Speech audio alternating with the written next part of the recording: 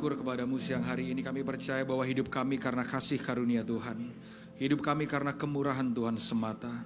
Karena itu kami sadari satu hal, bahwa kami hanyalah debu tanah liat, kami pendosa.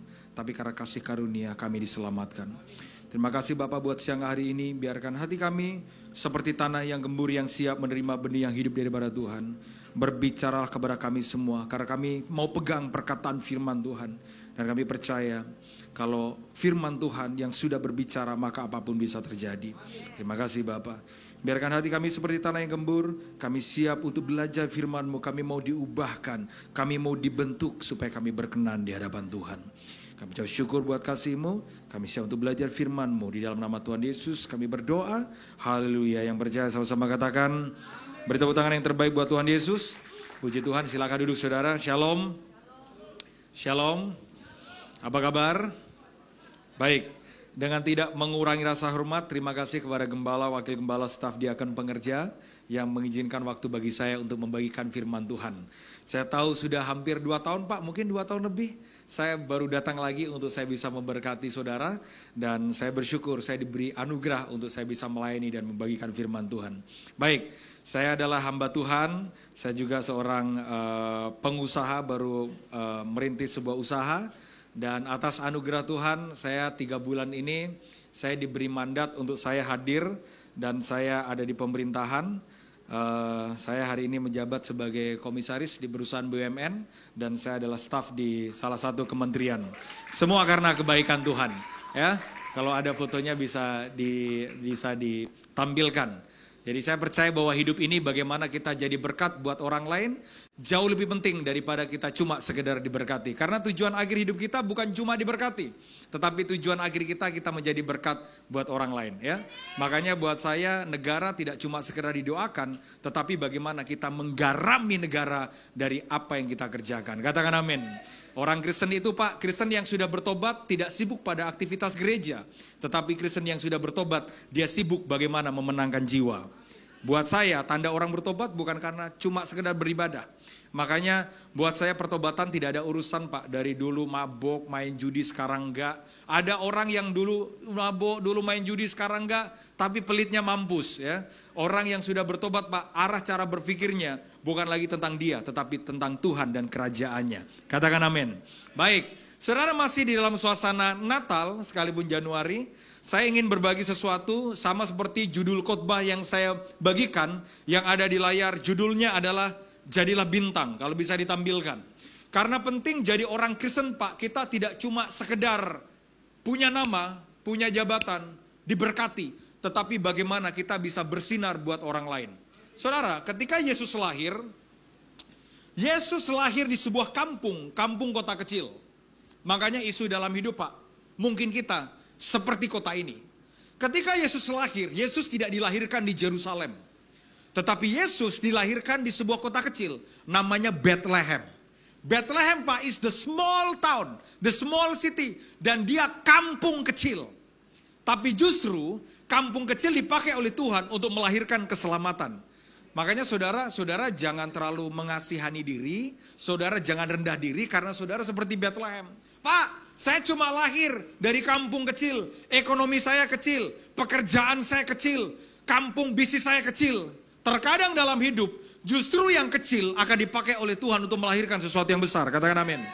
Nah, Bethlehem itu kota kecil. Makanya begini saudara, jangan pernah minta tanah perjanjian kalau saudara tidak setia dengan satu keadaan, namanya padang gurun. Nah, orang Kristen biasanya suka pada tanah perjanjiannya, tapi orang Kristen tidak suka pada prosesnya. Tidak akan pernah ada berkat terbaik tanpa proses yang terbaik. Makanya Pak, kalau memang Tuhan sayang sama orang Israel, kenapa ketika orang Israel keluar dari tanah Mesir, tidak langsung menuju ke tanah perjanjian? Loh, betul nggak? Halo, am I wrong? Halo, saya mau tanya sama saudara, Tuhan sayang nggak sama orang Israel? Sayang Pak. Pertanyaan saya sederhana, kalau memang Tuhan sayang sama orang Israel, kenapa orang Israel begitu keluar dari tanah Mesir tidak langsung ke tanah perjanjian? Katanya sayang. Tapi justru orang Israel ditempatkan Tuhan pada satu keadaan yang saya percaya saudara pasti tidak suka. Namanya padang gurun. Kalau memang Tuhan sayang sama anaknya, kenapa tidak langsung ke tanah berkat? Tapi kenapa ke tanah proses? Karena begini saudara, orang Israel memang sudah keluar dari Mesir. Tapi ternyata orang Israel belum keluar dari mental Mesir. Makanya penting Pak, kita punya mental yang bertobat. Ada banyak orang Kristen, mentalnya cuma mental di rumah Tuhan. Mental di rumah Tuhan belum tentu mental di dalam Tuhan. Makanya saudara jangan heran, ada banyak orang sibuk di rumahnya, tapi tidak jadi berkat apa-apa buat di luar sana. Pada akhirnya Pak, bukan aktivitas ibadah kita. Pada akhirnya bagaimana hidup kita jauh lebih penting dari semua kegiatan rohani kita. Hidup itu harus jadi berkat dan berbuah. Kalau tadi itu doanya waktu kita ngasih persembahan, saya keren. Suka banget saya.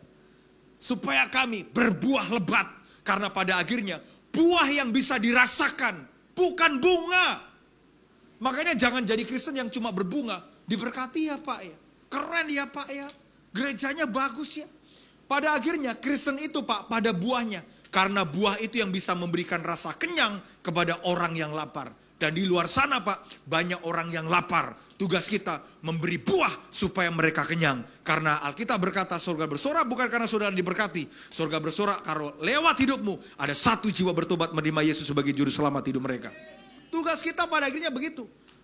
Tapi banyak Pak Kristen yang egois. Datang ke gereja persis seperti mental orang Israel di padang gurun. Minta. Apa sih yang dilakukan orang Israel di padang gurun? Orang Israel itu Pak, takutnya cuma karena dua hal. Takut lapar, takut haus. Coba. Mereka lupa. Keluar dari tanah Mesir. Mereka diperhadapkan, dipertontonkan. Ketika mereka sudah tidak punya jalan untuk keluar dari Mesir. Tiba-tiba Musa pegang tongkat. Begitu Musa pegang tongkat, dia angkat tongkatnya. Laut Teberau terbelah jadi dua. Ini yang saya percaya Pak di iman saya. Tidak ada namanya jalan tertutup. Akan selalu ada jalan terbuka. Gak ada Pak jalan tertutup. Gak ada. Karena Tuhan bisa membuat laut menjadi jalan. Makanya dalam hidup gak ada Pak istilah jalan tertutup. Gak ada pintu tertutup. Kalau ada pintu tertutup berarti ada pintu yang akan dia buka. Nah orang Israel melihat di depan matanya bahwa laut Pak dibukakan jalan. Masa urusan makan minum mereka nggak bisa dicukupkan? Aduh. Pak, saya punya anak. Anak saya, yang pertama namanya Bradley, usia sekarang 2 tahun 9 bulan. Anak saya yang kedua, sekarang usia 9 bulan. Anak saya yang pertama cowok, yang kedua cewek. Wah lucunya minta ampun Pak. Kalau saudara nggak percaya, lihat aja bapaknya, selucu itulah anaknya gitu. Pak, bapak model saya Pak. Saya rela kerja keras. Saya rela banting tulang. Yang penting anak dapat susu yang terbaik. Bapak model saya Pak, tahu yang terbaik buat anak. Apalagi bapak saudara di sorga. Aduh, kayaknya mental saudara bukan mental anak nih kayaknya nih. Gak usah kasih tahu yang lain ya. Hamba gak dapat warisan. Tapi anak dapat warisan yang terbaik datang daripada bapak. Masih bingung masalah lapar, haus. Gak usah pusing Pak. Cuma orang Israel memusingkan perkara yang di sini. Nah banyak orang Kristen ke gereja pusingnya perkara yang di sini Pak. Besok makan apa? Itu persis orang Israel. Dan banyak orang Kristen cuma nyarinya yang begini. Orang Israel Pak di padang gurun mentalnya mereka. Musa kami haus, Musa kami lapar, Musa kami mati. Mereka cuma mentakutkan, mereka cuma takut pada perkara persoalan jasmani. Makanya orang yang suka takut pada perkara jasmani, selalu hidupnya suka dua hal ini. Protes dan bersungut-sungut. Kok begini, kok begitu? Padahal Tuhan mau didik orang Israel. Sebelum masuk tanah perjanjian, masuk dulu dalam proses Tuhan. Pak, akan selalu ada tanah perjanjian kalau saudara setia dengan proses Tuhan. Saudara jangan salah tangkap dengan saya. Ya, ada banyak orang yang bilang saya anti dengan minyak urapan. Pak, saya pakai minyak urapan untuk mengurapi. Percayalah. Tapi Daud tidak jadi raja karena minyak urapan. Ada orang yang mengandalkan semuanya pada minyak urapan. Dia merasa begitu diurapi, dia langsung diberkati berlimpah. Pak, pelajari dalam Alkitab. Daud diurapi oleh nabi besar, namanya Samuel. Ketika Samuel datang ke Bethlehem, Samuel bawa minyak. Nabi besar, hamba Tuhan besar. Tiba-tiba dipanggillah Daud. Panggil dia, kita gak akan makan sebelum dia masuk. Begitu Daud diurapi pakai minyak, Pak. Besok dia jadi raja? Besok dia jadi raja? Enggak, Pak. Dia ngapain besok? Masih mengembalakan ngangon kambing 2-3 ekor. Coba zaman sekarang, ada hamba Tuhan besar, Pak. Sudah diurapi. Habis itu, Pak, besok ada pelayanan. Oh, pelayanan apa, Pak ya? Saya kemarin diurapi hamba Tuhan loh, besar. Hamba Tuhan besar. Hamba Tuhan dunia. Begitu sudah diurapi, besok ada pelayanan. Apa pelayanannya? Bersih-bersih gereja. Oh, mohon maaf ya. Pelayanan saya bukan untuk bersih-bersih gereja. Pelayanan saya langsung di mimbar khotbah. Oh, gua suntik juga, Asep. Saya percaya, Pak, pengurapan akan membuat saudara tetap rendah hati. Makanya kalau saudara diurapi, gak usah jalannya miring-miring. Betul gak sih? Pernah ketemu orang Kristen model kayak begitu? Kadrun itu namanya. Merasa sudah pelayanan, merasa sudah diurapi, Pak. Waduh, jalannya, Pak. Hati-hati ya, jangan sentuh saya ya. Saya diurapi nih, mikir-mikir. Semakin kita diurapi, Pak, harusnya semakin rendah hati. Karena ternyata hal yang paling susah kita lakukan, mematikan diri sendiri. Pelayanan yang paling berat yang Yesus harus alami, bukan karena dia buat mujizat, bukan. Waduh, kalau buat mujizat, Pak, gampang. Buta melihat, sakit sembuh. Apalagi? Lumpuh berjalan. Tiba-tiba di satu titik, tiba-tiba Yesus di Taman Getsemani, ketika dia berdoa, ada satu, Pak, kata doa yang saya yakin kita tidak sanggup mengucapkan itu. Dia tahu dia mau ditangkap, dia tahu dia mau disalib, dia tahu dia mau dihakimi, dia tahu dia mau dianiaya, dia tahu dia mau ditindas, dia tahu dia mau mati. Dia berdoa, Bapa, jika boleh, biarkan cawan ini berlalu daripadaku, tetapi biar kehendak-Mu yang jadi. Saudara, ternyata pelayanan tertinggi dari Yesus bukan ketika dia buat mujizat. Pelayanan tertinggi dari Yesus adalah ketika dia mau berkorban mati di atas kayu salib. Pelayanan yang paling keren, Pak, bukan karena kita khotbah di mimbar. Pelayanan yang paling keren, Pak, ketika kita mau berkorban, berbagi agar orang lain bisa diselamatkan dan mengenal Tuhan. Makanya pelayanan yang terbaik adalah berkorban. Dan tidak banyak, Pak, orang suka dengan itu. Banyak orang suka memberi, tapi tidak banyak orang suka berkorban. Apa bedanya memberi dengan berkorban? Nah, ini saudara mulai, jangan sampai saudara bilang lagi, ini pendeta bicara lagi tentang duit. No, saya nggak bicara tentang itu. Tapi saya mau berikan contoh sederhana, sekalipun tentang uang. Maaf saudara, kalau saudara punya uang 1 juta, saudara memberi 100 ribu, semua orang bisa, Pak. Tetapi ketika saudara punya uang 100 ribu, dan ada orang yang lapar, dan saudara harus membagi uang itu untuk supaya orang lain makan, itu namanya berkorban, bukan memberi. Saya berdoa, gereja di tempat ini suka untuk berkorban. Susah nih wajahnya nih kayaknya nih. Kayaknya wajahnya kayaknya pelit amat. Kasih salam kanan kiri, bilang kita berkorban.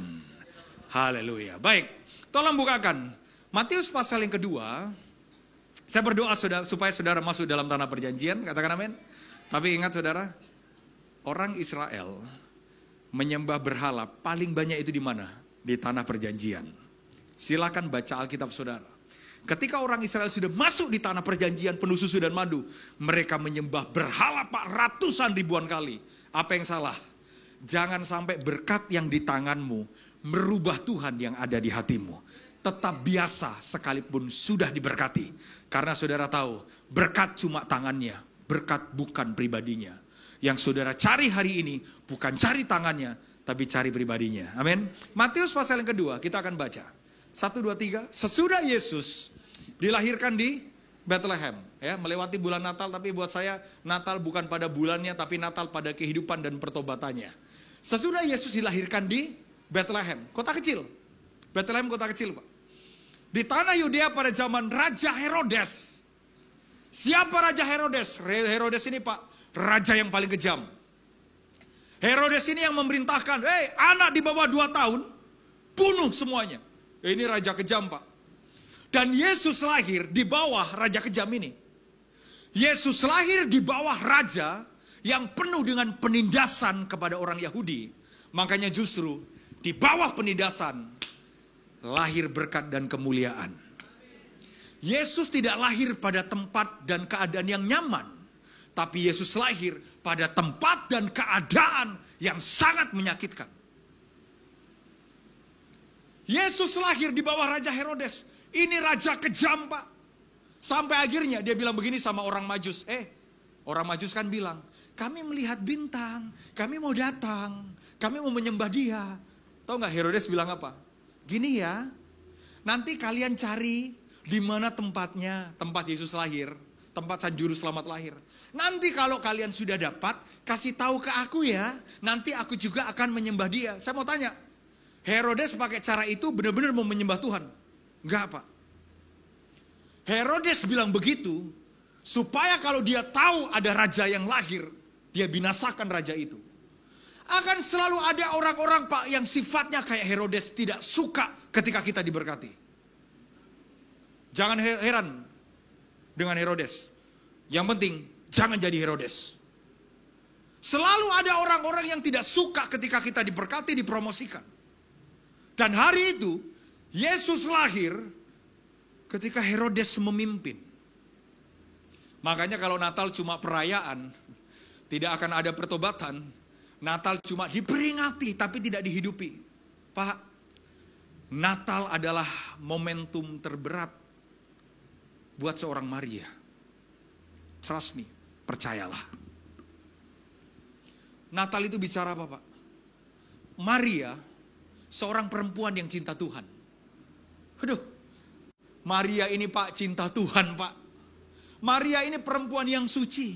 Maria ini perempuan yang kudus. Tiba-tiba keluar dari gereja, melendung Pak. Kalau saudara hidup saudara hancur, sembarangan, pacaran sembarangan, saudara melendung, orang bilang ya wajar hidupnya kayak begitu. Tapi ini Pak Maria, cinta Tuhan. Perempuan cinta Tuhan, perempuan suci, perawan suci, menjaga kehormatan keperawanannya. Tiba-tiba hamil Pak. Apalagi kalau Maria, mamanya orang Batak, selesai itu hidupnya.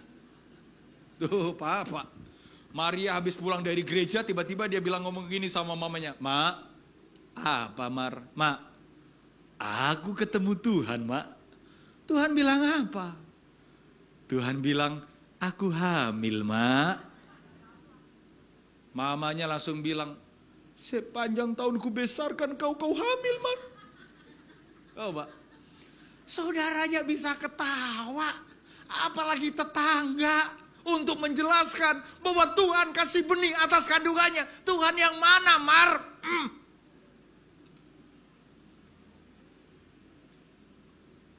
Mohon maaf ya, tiba-tiba sehabis ibadah begini, tiba-tiba saudara keluar, nanti bulan depan ketemu dengan salah satulah jemaat anak gadis di tempat ini, terus kemudian bilang begini, Pak, saya hamil Pak, mengandung daripada Roh Kudus. Saudara bilang apa?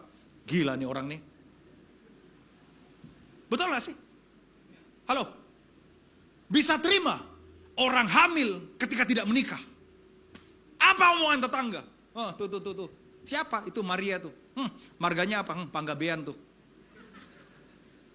Kalau enggak, marganya Tikualu tuh, orang Manado tuh. Tuh.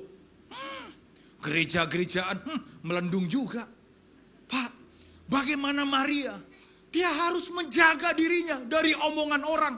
Makanya sederhana Pak, untuk taat sama Tuhan, jangan dengerin omongan orang, dengar suara Tuhan.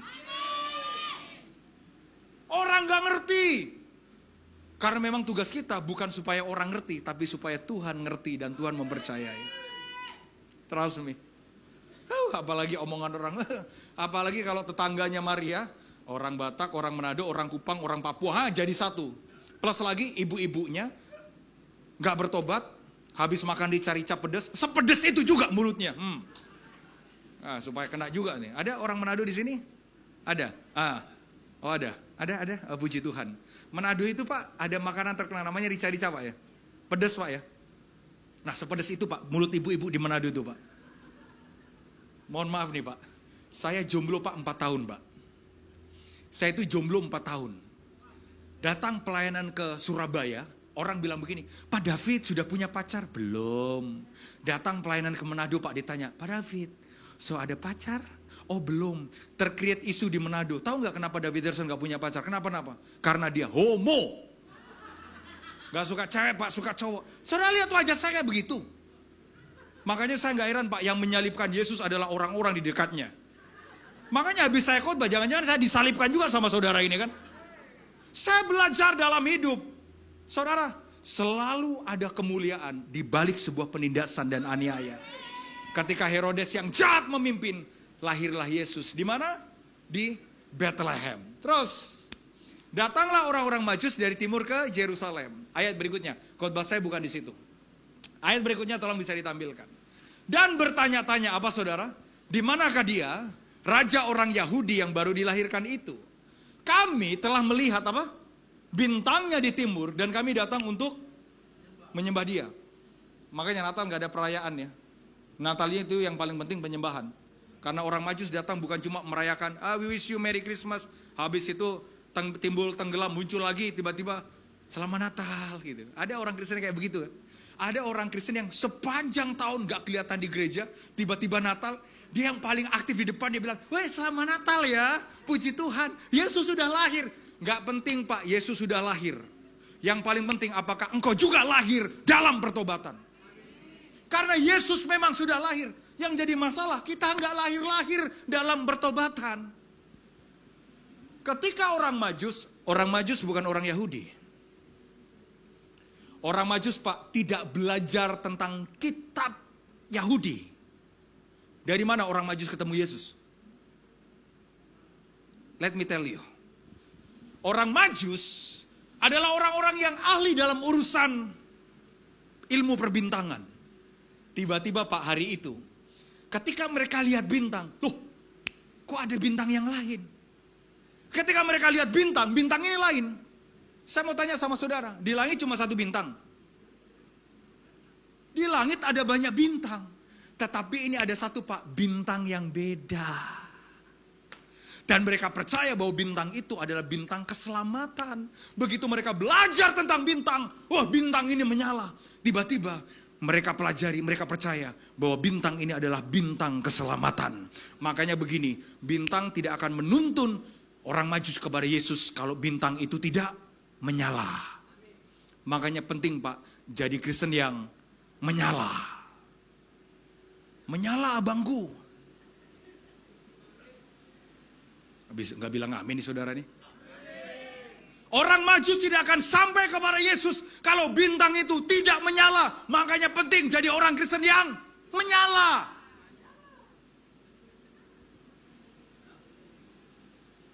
Gimana menyala Pak? Matanya juga tidur di gereja.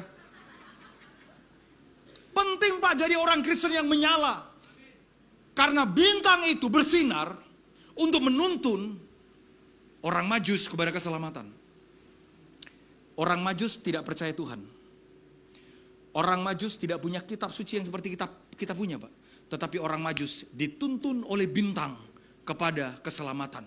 Makanya penting saudara bersinar, makanya penting saudara menyala supaya saudara menuntun orang kepada keselamatan, kepada Yesus. Makanya kalau saudara diberkati, usahamu menyala, bisnismu bersinar, itu untuk menuntun orang kepada Yesus.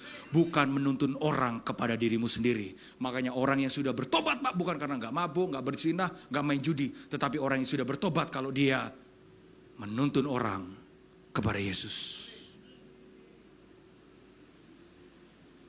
Makanya jangan sibuk Pak sama, wah dalam nama Yesus diberkati berlimpah-limpah. Hidup itu bukan cuma diberkati, tetapi bagaimana menjadi berkat jauh lebih penting. Karena kalau saudara cuma sekedar diberkati dan tidak menjadi berkat, maka berkat itu menjadi dewa dan Tuhan yang bisa saudara sembah. Banyak orang zaman sekarang Pak, lebih suka pada berkat Tuhan daripada Tuhan. Tandanya apa? Selalu ngukur orang diberkati ketika rumahnya 3 dan rumahnya 4. Betul gak? Kita kalau ketemu sama orang yang rumahnya udah 3, 4, mobilnya Mercy, Porsche atau Ferrari, kita bilang, wah diberkati ya. Mohon maaf Pak. Anda mau doa menjengking pun, Anda tidak akan bisa melebihi 10 orang terkaya di Indonesia hari ini. Dan mereka lah, kalau ukurannya diberkati dari materi, mereka yang paling diberkati sekarang.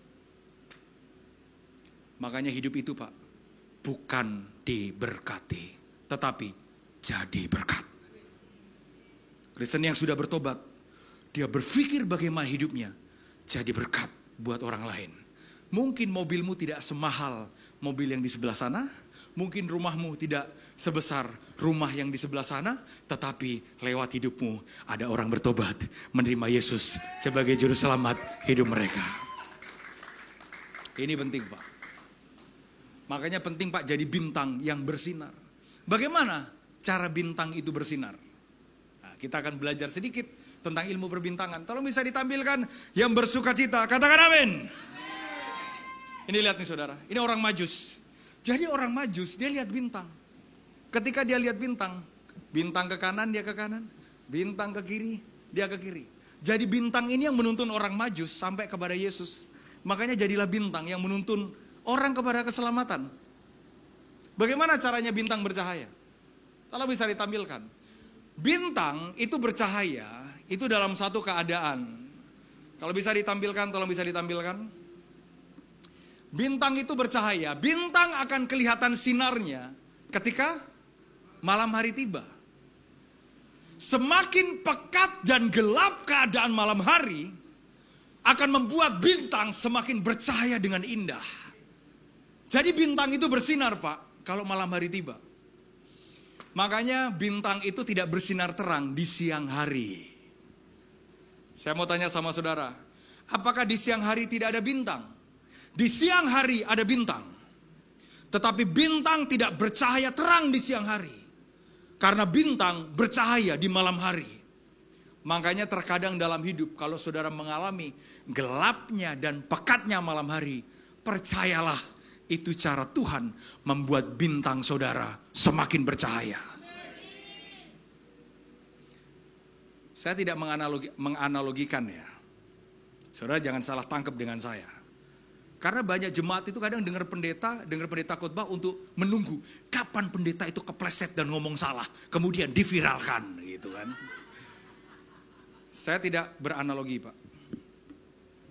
Siang hari bintang itu ada. Tetapi siang hari, mataharilah cahayanya yang paling besar. Betul? Kapan malam hari itu tiba? Ketika matahari, dia tenggelam. Matahari tenggelam bukan berarti dia hilang. Dia tenggelam karena ada perputaran bumi. Kita belajar kan tentang ilmu itu kan. Ketika matahari tenggelam, maka bintang bercahaya. Saudara, saya tidak beranalogi. Tapi tangkap pesan ini. Ada saat di dalam hidup, Tuhan tidak membuat hidupmu seperti siang hari, tapi seperti malam hari. Masalah datang. Difitnah, dianiaya, dizolimin, disakitin, gelap Pak. Semua diizinkan Tuhan supaya saudara bintangmu bercahaya.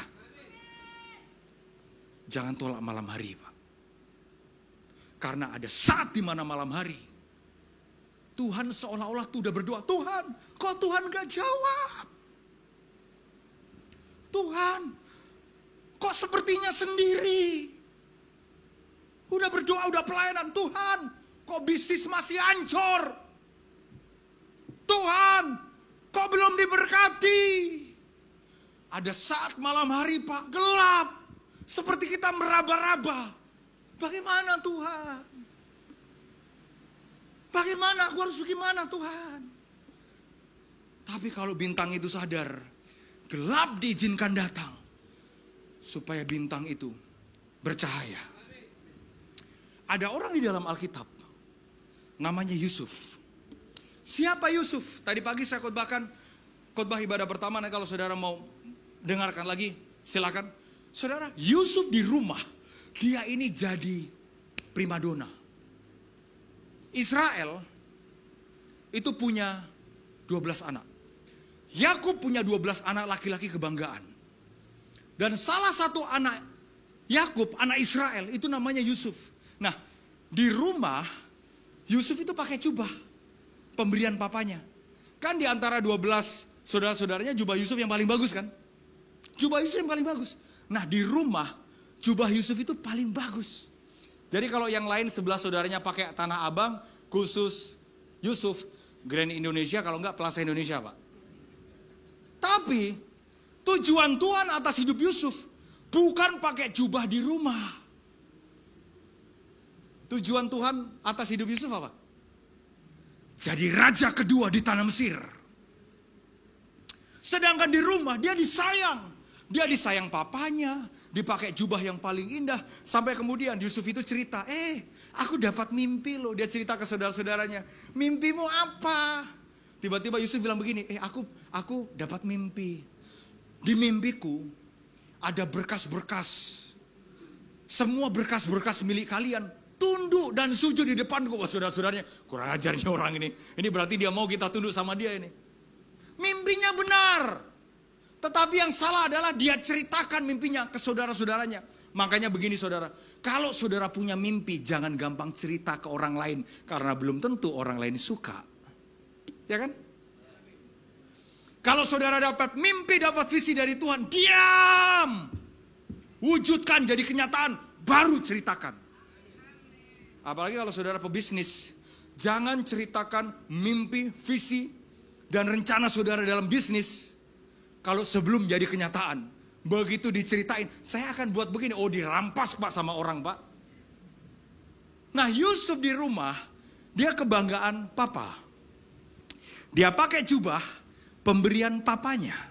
Tiba-tiba Tuhan proses dia. Dalam waktu sekejap, dia ditelanjangi sama saudara-saudaranya. Dia dibuang, dia dijual, masuk di rumah Potifar, dia difitnah. Itu malam hari tergelap dalam hidupnya Yusuf.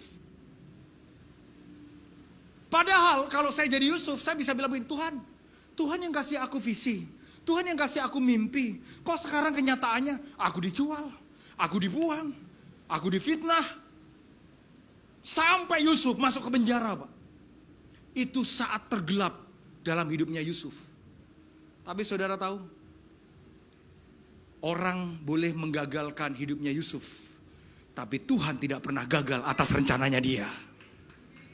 Tiba-tiba Pak, di penjara. Hari ini di penjara, hari ini nih. Besoknya jadi pembesar di istana raja. Ini yang saya percaya, promosi itu kadang datang tiba-tiba. Tetapi biasa, proseslah yang lama. Ya, kalau udah ngomongin proses, lemes ya, lemes Pak. Berkat Tuhan itu Pak, bisa datang tiba-tiba. Promosi itu bisa datang tiba-tiba. Tetapi Pak, proses Pak yang lama. Makanya ada ayat bilang begini, ketika Tuhan memulihkan keadaan Sion, keadaan kita seperti orang yang bermimpi. Begitu dipulihkan kayak mimpi Pak. Tapi ketika diproses Pak, Tuhan kok gelap? Tuhan, mana cahayanya? Ada saat di dalam hidup saudara tidak butuh cahaya, tetapi saudaralah yang harus bercahaya. Wow. Saya ngalamin itu Pak. Saya cerita ya. Saudara senang atau enggak sih saya khotbahnya kayaknya? Haleluya. Ini saya cerita. Nah, ini enggak enak lagi nih. Kebetulan Manado lagi, Pak. Bapak jangan sakit hati ya kalau saya ngomong Manado ya. Karena daerah kita ini juga Sulawesi, Pak ya. Istri saya itu, Manado. Saudara, waktu saya menikah, saya dalam keadaan enggak punya apa-apa, Pak. Waktu itu saya di Manado, saya mau menikah dengan istri saya. Istri saya itu Pak dari kecil Mana istri saya harusnya ibadah kedua deh ini. Enggak, soalnya yang paling cantik gak ada. Biasanya yang paling cantik istri saya. Waktu saya mau menikah di Manado, saya mau menikah dengan istri saya, Pak. Istri saya dari kecil gak pernah susah. Istri saya. Bisnis mertua saya itu banyak. Jadi mertua saya itu buka toko kayak distributor, Pak, grosir. Mertua saya punya ekspedisi yang kontaineran itu. Mertua saya punya bengkel. Terus aset mereka luar biasa. Keluarga istri saya itu cicinya buka restoran yang cukup besar di Manado. Kalau saya sebut namanya pasti saudara orang Manado pasti pernah makan. Terus keluarganya mereka itu sepupunya punya pom bensin. Wah, bisnisnya banyak, Pak. Itu mulai mbak lah, driver, sopir, semuanya itu banyak-banyak. Kalau nggak percaya bisa tanya ke staff saya ini. Nah, istri saya, Pak, waktu kecil, kalau dia lapar, dia tinggal teriak, "Mbak, lapar." Makanan datang, dibawa mbaknya. Saya lahir di kampung, Pak. Kampung saya itu, Pak, persis berbatasan dengan hutan. Jadi waktu kecil, mama saya itu agak nggak bisa bedakan mana anaknya, mana anak monyet. Karena berbatasan. Pak, saya ini lahir di kampung. Jadi kalau istri saya itu, kalau lapar dia tinggal teriak, "Mbak, lapar." Mbaknya datang bawa makanan. Saya di kampung, Pak. Kalau saya lapar, saya teriak, "Mbak, lapar." Mama saya datang, dia tabuk saya, "Kurang ajar kamu panggil mbak ya." Gitu. Saya lahir dari kampung sekali. Ketika saya mau menikah dengan istri saya, Pak, suara orang Sumbang, bidis. Waduh itu, Pak. Mereka ngomong ke mertua saya, mereka ngomong ke istri saya, "Jangan nikah sama David Terson, pendeta tidak betul, pendeta tidak benar." Wah itu, Pak, pedes, Pak.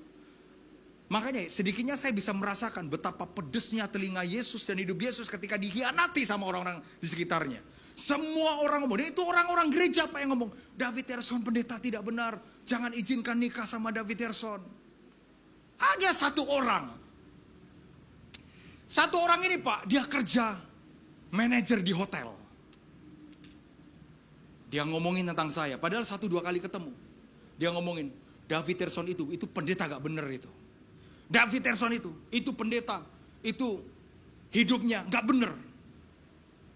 Saudara, 3 bulan lalu, persis ketika pelantikan menteri dan wakil menteri, saya dapat SK, Pak. Begitu saya baca SK yang dikirim, dengan ini pengangkatan Pak David Terson sebagai komisaris independen PT Wika Realty. Anda tahu? Kalau saudara kan bisa tepuk tangan kan? Saya mulai kepo, saya cek perusahaan BUMN ini ada di mana saja. Begitu saya buka salah satu proyek dari saya yang komisaris independennya itu, proyeknya itu ada di mana? Di Manado. Dan Anda mau tahu? Orang yang ngomongin ngejelekin saya, Pak, ternyata manajer, Pak, di hotel itu, Pak, yang di bawah yang saya pimpin. Saya mau tanya sama saudara, jenis model begini kita mau apakan?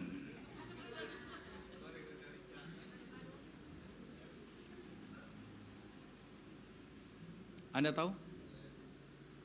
Saya cerita dikit, Pak, ya. Mohon maaf, saya cuma bersaksi dan berbagi. Jangan pernah merendahkan orang, karena kita tidak tahu kapan orang itu akan diangkat Tuhan. Saya komisaris, di bawah saya direksi, di bawah saya project manager, di bawah saya manajer area, baru di bawah lagi ada manajer. Jadi secara urutan, Pak, saya paling atas, itu ada 5 tingkatan baru ke orang itu yang ngomongin tentang saya.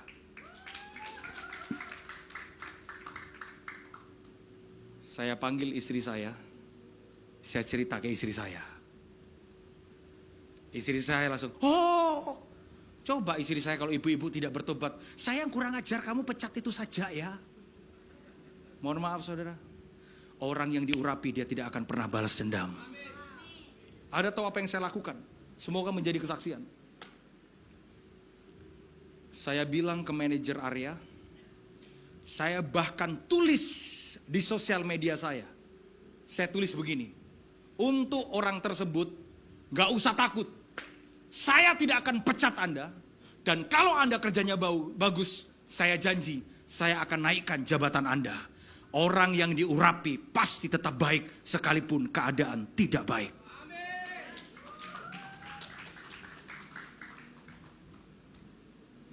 Coba Pak, kalau kita nggak bertobat, kita potongan aja, kita cincangan aja.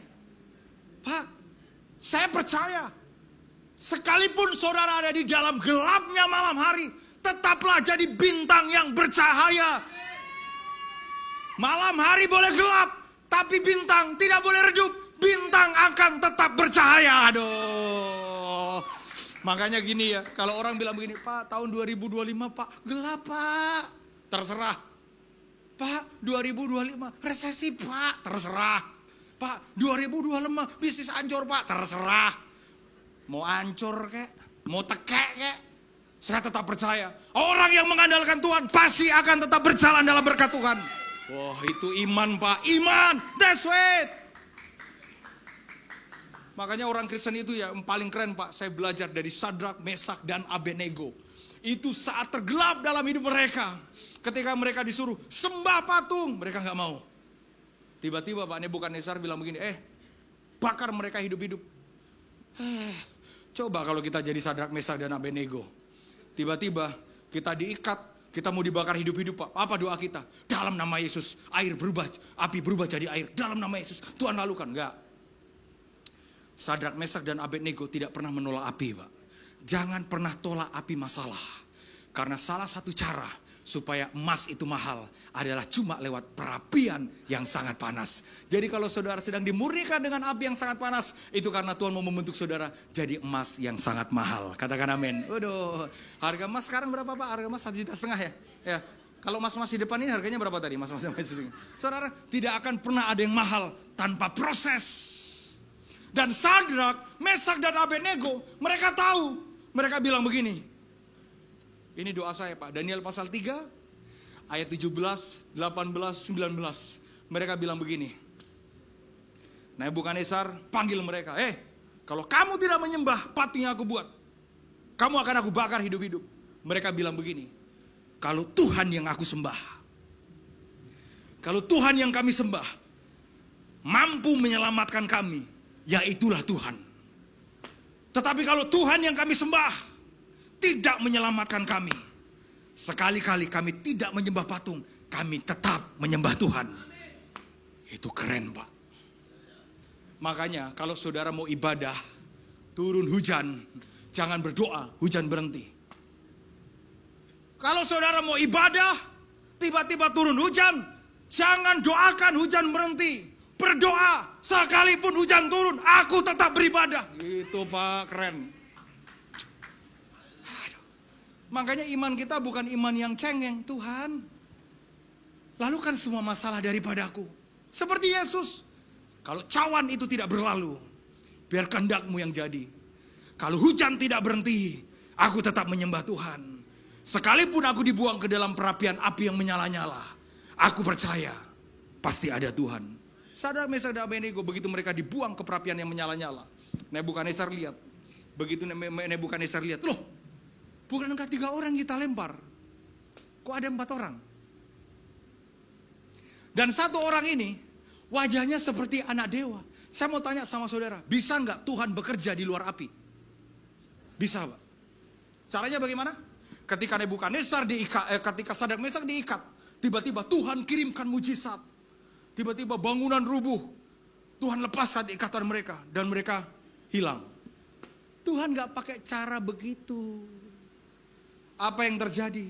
Tuhan tetap izinkan perapian yang menyala-nyala itu membakar mereka. Tapi mereka tidak hangus. Tuhan akan tetap izinkan api datang dalam hidup saudara. Katakan amin. Ini saya percaya nih, saudara udah mulai gak suka deh kayaknya nih. Saudara akan tetap diizinkan Tuhan masuk ke dalam api. Tapi justru di dalam api muncul kemuliaan Tuhan. Oh ya Pak, 1 menit lagi boleh Pak ya cerita. Saya punya teman namanya Reinhard. Saudara, ini yang saya bilang. Sekonyong-konyong, tiba-tiba, sekejap mata, Tuhan bisa ubahkan hidup seseorang. Tapi proses Pak untuk setia, Itu yang susah. Waktu bulan Januari, tiba-tiba Reinhard telepon saya, sahabat saya ini. Saya tahu Reinhard ini adalah seorang hamba Tuhan. Siapa dia? Reinhard ini Pak, badannya cukup diberkati Tuhan. Ya, jadi kalau saudara nggak ada istilah gemuk, nggak ada Pak. Yang ada adalah diberkati Tuhan. Ya, kalau saudara jawab, kenapa badan begitu? Bilang, saya sedang diberkati Tuhan ya. Reinhard ini, saya kenal itu sekitar mungkin 7-8 tahun yang lalu. Zaman benar-benar susah Pak. Dia itu punya motor butut, motor tua. Badannya agak cukup diberkati itu, dan istrinya juga sangat diberkati Pak. Istrinya. Jadi, dia diberkati, istrinya sangat diberkati. Dia punya 2 orang anak. Kemana-mana dia melayani Pak. Dia pakai sepeda motor butut itu Pak. Dan dia selalu bonceng istrinya, anaknya, terus anaknya lagi di tengah. Dan dia setia melayani Tuhan. Satu kali dia undang saya, bro, ayo mampir. Itu saya masih ngekos itu Pak. Saya ngekos di Menteng Dalam. Waduh, saya masih susah, kita semua susah. Saya datang Pak, di tempat dia tinggal, di kos-kosannya. Itu mungkin setengah dari stage ini, setengah dari panggung ini. Disitulah dia tidur, disitulah Pak ada toilet, disitu kasur, disitu tempat makan. Kalau kita ngekos, saya ngekos ya, saya masih jomblo Pak. Dia Pak ada istri, dia punya 2 anak. Kemanapun dia melayani, dia selalu bawa gitar. Setiap dia pelayanan, kebetulan kita kenal karena saya khotbah, dia yang main gitar. Oh, kalau dia pelayanan Pak, haleluya, haleluya, haleluya, haleluya. Saya lihat tempat tinggalnya Pak, miris Pak. Tiba-tiba, beberapa tahun yang lalu dia posting di Facebook. Zaman Facebook, Instagram udah mulai rame. Dia posting, loh saya tanya, bro sekarang di mana? Ya bro pastor, sekarang saya melayani di daerah Sulawesi Tenggara, di daerah namanya Konawe. Anda tahu? Dia buka pelayanan di sana, gerejanya dari papan, yang jam mahal, postingan baju keren, padahal kemarin habis jual ginjal. Kita kan postingannya keren kan Pak, sekalipun postingannya kadang tidak sesuai dengan kenyataannya. Dia Pak posting di kampung, posting tomat, tanam tomat, posting tanam pisang. Jadi Pak, kalau orang pelayanan di kampung itu, ya jemaat itu ngasih persembahannya ya kadang pisang, tomat, anak babi. Kalau anak babi, anak ayam gak ada, anaknya juga dikasih Pak kadang. Di kampung itu Pak. Tiba-tiba bulan Januari, Pak Erik, dia telepon saya. Bro, minta nomor rekening. Lah, sekalipun saya beberapa tahun yang lalu, saya udah mulai lihat, wah ini orang kok sudah mulai berubah. Dia minta nomor rekening. Saya bilang begini, ngapain? Ngapain? Bro, saya pernah janji sama Tuhan, saya mau belikan bro mobil. Saya jawab, gak usah. Padahal di hati cepet transfer. Saya bilang gak usah. Saya udah punya mobil. Beneran saya bilang. Dia bilang, alah mobil bro ada apa? Oh, udah mulai sombong Pak. Karena Januari saya udah ngalamin berkat Tuhan. Saya bilang Pak, saya punya 1 Fortuner, saya punya 1 Alphard, dan saya punya 1, waktu itu istri saya pakai mobil apa ya itu terakhir? Juke ya, John ya? Juke ya? Ya, cukup lah, udah ada Alphard, udah ada Fortuner. Saya sombong maksudnya, supaya dia gak usah lah berkati. Karena di kepala saya dia masih gembel gitu loh. Makanya kan jangan lihat, Samuel bisa salah loh Pak, lihat orang apalagi David Derson gitu. Tiba-tiba dia bilang begini, enggak, kasih aja nomor rekening. Karena dia paksa Pak. Kan kita nggak enak Pak, temen kalau kita kan sudah ngalamin berkat Tuhan. Saya kirim nomor rekening saya, dia transfer uang Pak, ratusan juta di rekening saya. Enak? Enak Pak. Saya bilang sama istri, wah diberkati nih. Kok dia paksa aku suruh beli mobil? Kita udah punya 3 mobil Pak. Karena dia titip duitnya, karena dia katanya sudah nazar memberkati untuk beli mobil. Ya saya belikan. Dia pernah bilang, ya nanti aku pengen berkati mobil lagi. Makanya saya beli lagi Alphard tua itu, yang sekarang, yang kemarin sempat mogok itu. Pak, dia cerita apa yang terjadi. Gak masuk kepala Pak, percayalah. Gak masuk di kepala. Anda tahu Pak, dia pelayanan di kampung. Hari itu tiba-tiba, Ada orang dari perusahaan Antam, Aneka Tambang, datang ke gereja. Pak Pendeta, tanahnya mau dijual. Ya dia jawab, "Lah ngapain aku jual? Hidupku dari situ. Tanam pisang, tanam tomat, tanam cabai, kadang dijual di pasar dari situ."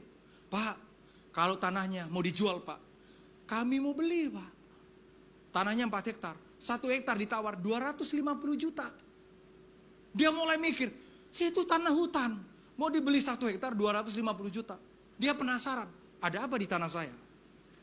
Dia telepon temennya, dia tanya temennya bilang begini, "Jangan-jangan di situ tuh daerah tambang, jangan-jangan ada nikelnya." Bener Pak, begitu dicek, tanah itu mengandung nikel terbaik.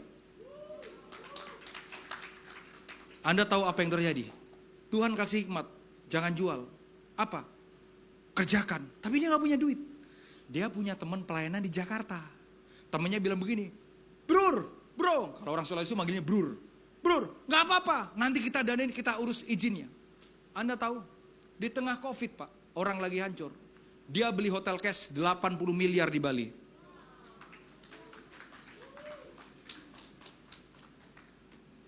Baru 80 miliar.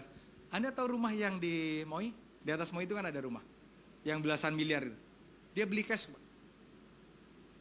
Dan dia janji Pak, ternyata saya, orang ke-8, hamba-hamba Tuhan, temennya dia sejak dari susah, yang dia sudah janji akan belikan mobil mereka satu persatu, 8 orang ini Pak. Sederhana Pak. Tuhan kalau memberkati, gampang. Tapi untuk belajar setia, susah. Masih setia nggak di padang gurun sebelum masuk dalam tanah perjanjian? Masih setia nggak Daud nganter makanan 2-3 ekor kambing domba sebelum masuk ke istana? Daud tidak jadi raja cuma karena sekedar didoakan, tumpang tangan, dioles pakai minyak urapan. Dia jadi raja ketika dia ketemu sama Goliat. Goliat adalah gelap malam hari yang Daud harus kalahkan supaya muncul fajar pagi hari. Sederhana saudara, saya tidak anti dengan hal-hal yang spiritual. Tapi saya percaya orang yang diurapi Pak, pasti kerja keras dan tidak malas.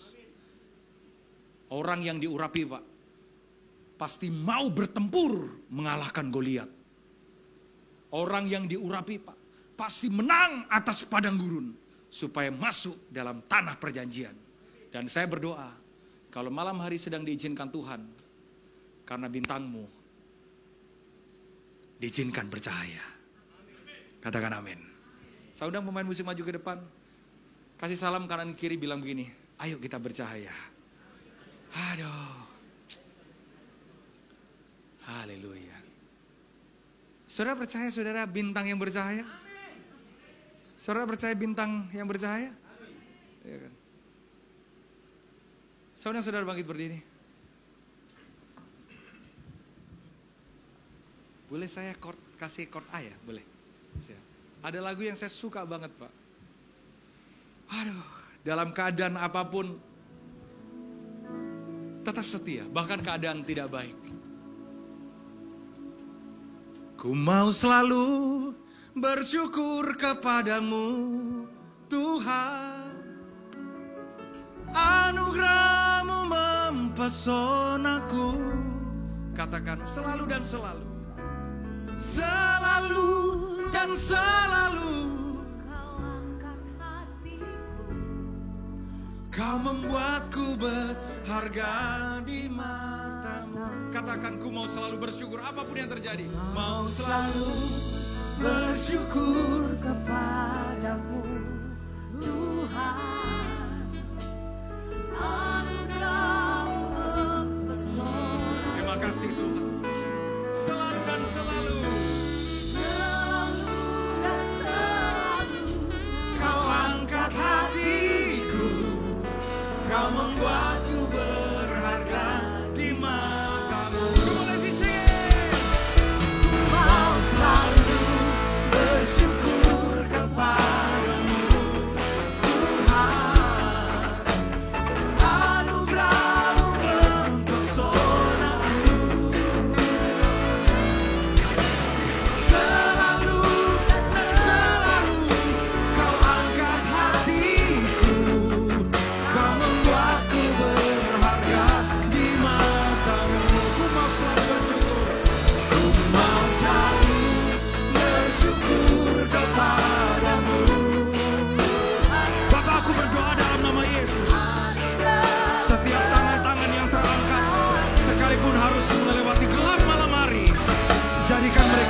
yang bercahaya.